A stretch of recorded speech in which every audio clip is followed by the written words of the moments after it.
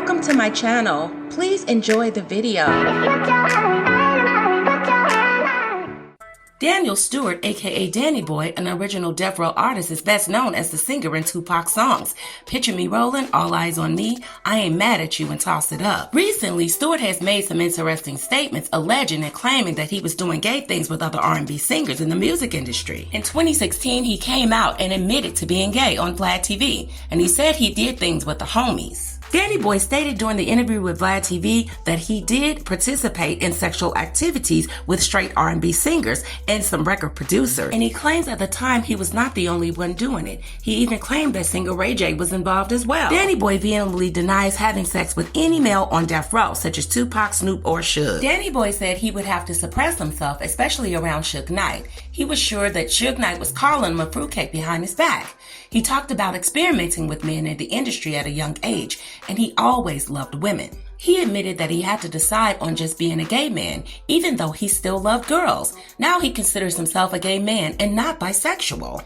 Furthermore, when Danny Boy signed to Death Row, he was only 15. He says that he dibbled and dabbled with men, but not any men from Death Row Records. He said none of them was his type. Tea sippers, now let me share this tea with you if you did not know or had any knowledge. See, evidently Danny Boy and Ray J had some beef over the years. Danny Boy said his relationship with Ray J was like a brotherhood and that they were friends. They often had sleepovers. Some things were being repeated to him that Ray J had said, including him being on drugs and on gay shit. The actual rumors that were being spreaded by Ray J was that Danny Boy's trace of drugs was crack and that he tried to get Ray J to do some gay shit. Coincidentally or not, it appears at that very moment Ray J walks into the barbershop. Danny Boy, in his defense, felt that he was going to be exposed. He was going to expose everybody, and that included Ray J. Although he won't repeat what he said directly to Ray J, most likely he didn't want Danny Boy to get upset. Danny Boy says that he and Ray J haven't spoken since, despite Danny being apologetic and trying to speak to Ray J. Now let's go back to the very moment that Ray J accidentally or coincidentally walked into the barbershop. Danny Boy says that he stood up and began to shout, "Let's be honest and tell them how gay we all was together." See, Danny Boy says he was sick of the shit. Danny Boy basically said he came out that very day. Actually, he says that they came out that day, as in he and Ray J, at the barbershop. And this was the very moment that he not only fronted out himself, he actually fronted out Ray J. And not surprisingly, there has been other accusations made in the past about Ray J being bisexual. I actually made a video last year about Young Buck and being exposed by that transsexual. See, Ray J's name was brought up. And see, allegedly, Young Buck and Ray J had a thing in the past. But people were trying to sugarcoat it and cover it up and sweep it under the rug by stating that it was another Young Buck, when in factly there is no other rapper in the music industry named Young Buck. See, rapper Badass claimed on the Going Way Back show back in 2015 that Ray J was in fact bisexual and that Ray J was actually scared to say it. And let's not forget, tea sippers, in my previous video regarding Young Buck, Monica Danger claimed back in 2010 that Ray J was messing around with the previous G-Unit rapper Young Buck. And see, she went a little more in depth. She claimed that Ray J's lover of years was actually Young Buck. As Danger stated, Ray J and Young Buck have been going fucking strong with each other for years. Baby, just let me tell everybody, you like dick too. It's okay, she said. Danger says she's been keeping Ray J's dirty little secret, but she decided to air it out because Ray J continued to use her for clout. Additionally, Corinne Steffens, aka Superhead, says that there is an actual tape out of Ray J with another guy. She says that Ray J just cannot tell the truth.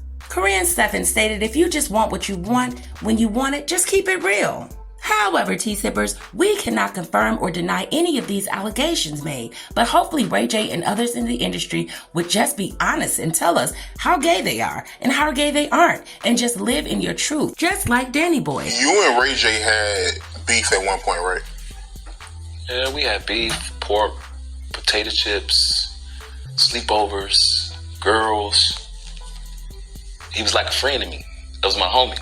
So when you say we had beef, we shared like homieship for a long time. We ran around in LA. I started a crew called Committee that I actually took from Chicago. And Committee was spelled with a C in Chicago. I spelled it with a K. And Committee was a group of young Hollywood guys that was together, whether they were singers and actors or rappers. We had dancers.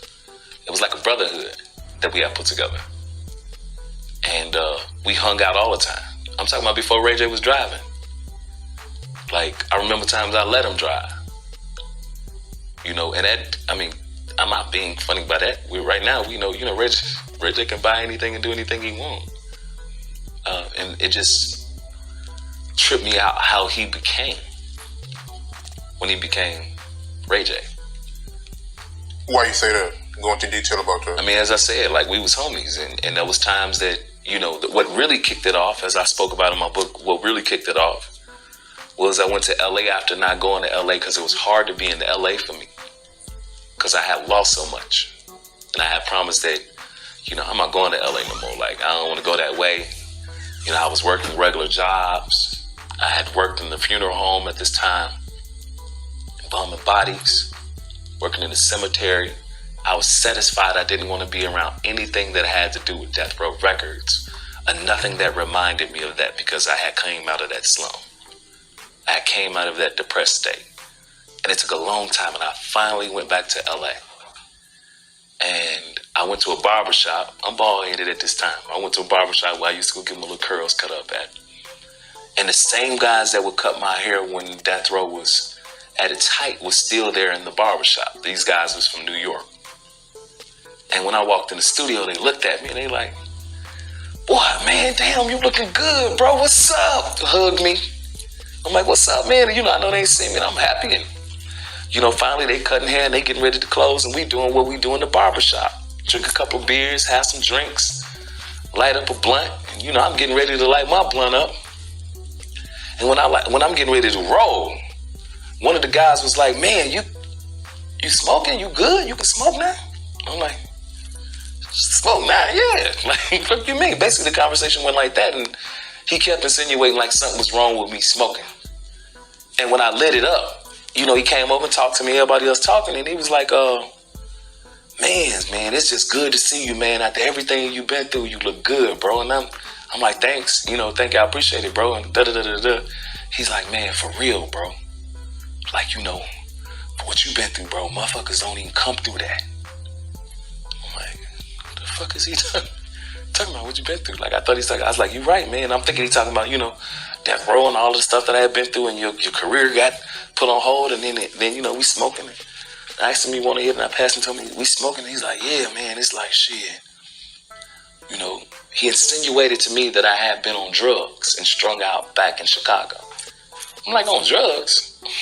What you keep saying that for? He's like, man, Ray said you was back in the Chi, smoking crack, working at a funeral home, and some. And another dude that's sitting in the chair trying to be funny, he hollered from across the room. He's like, tell him the rest of the shit. I'm like, what? Yeah, tell me the rest of the shit. And Ray said that you was forcing some gay shit on him. So, like, when he said it, just to person my reaction, I didn't, I was wrong that I guess I didn't wait for him to get there. I kind of get a reaction like, shit, yeah, okay, so Ray come walking in the barbershop. And, they wasn't going to say nothing. They keep saying let's stuff and we still drinking. And one of the guys like, shit, he bring it up again. Hey, Ray, tell DB what you said about, the gay shit. Ray like, man, stop playing, man. Something. He say something else. I'm like, yeah, tell me. And then I just immediately started going around the room and started saying some things. I'm sure that made him upset. And I guess other people would probably say I fronted him off. Like, I fronted, like, nigga, if y'all gonna be talking about me, let's say how it really is. And I said some things, and from that time, we just really never talked again. What did you say? I ain't gonna say that, because I've been really apologetic and trying to talk to Ray, but let me tell you this, I will promise you this. I shouldn't even say that, but I'm gonna say it anyway, because I gotta say something. Only reason why I've settled because we share mutual friends that was friends along with us during that time. And they're still friends. They hang out. You know what I mean? And I just try my best not to do anything that's going to damage their friendship or working in this industry. So I just kind of rather not say. But if you want to know from the reaction of him talking about me and putting those type of things out there about me, like, my job isn't to put anybody's business out publicly or on front or anything that I feel is a certain way, but I won't allow you to call me gay or faggots or any of those names.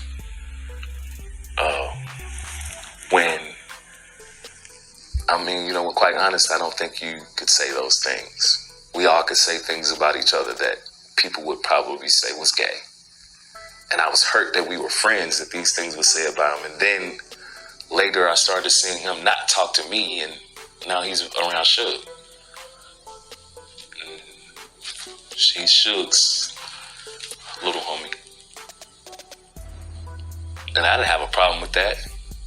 You know what I mean? Because I know everybody be saying, you be crying like Suge was your man. Suge, get the fuck out of here. That time, I'm out at the time, Ray J couldn't even really hang around me when things got hot around Death Row. Even after that, things that got hot. Ray J was one of the people that was suggested because of his career and because of Brandy's career, that it wasn't best that he was around Death Row out loud, and he was young. So he wasn't really able to hang out like we were. But I was still going over to the house, but it was kind of at distance a little bit because all of this heat was on.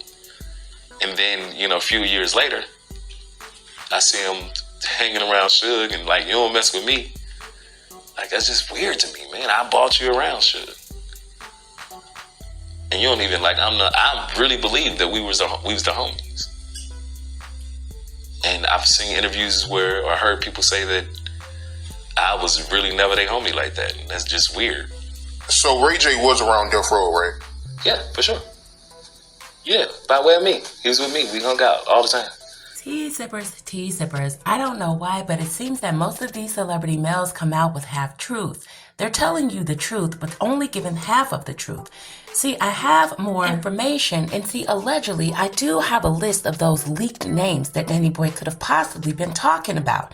Remember, Danny Boy mentioned that he had sex or was doing some gay shit with a music producer. And at that particular time when Danny Boy was 15 years old and he signed the deal with Suge Knight over at Death Row Records, that was the only producer Danny Boy was around. And this is all alleged. However, this is what the source has given me. And if you guys are listening closely to the clip and you hear the way that Danny Boy is talking about Ray J being around Suge Knight, it kind of sounds like he was a little jealous. Besides, he already mentioned that him and Ray J was actually doing gay shit together. So why did he seem so jealous about Ray J being around Suge Knight? It's just a lot more to the story, and I feel that Danny Boy is actually giving his watered-down version. You guys, please let me know what you think. I'd like to thank you for watching. Please like, share, and comment on the video, and even share my videos on your social media platforms. However, guys, please stay tuned for the next video. See, Suge Knight himself actually exposed Dr. Dre and all of those gay rumors. Suge Knight stated himself that Dr. Dre was in love with a man named Bruce. Y'all stay tuned for the next video, and I'll catch you then.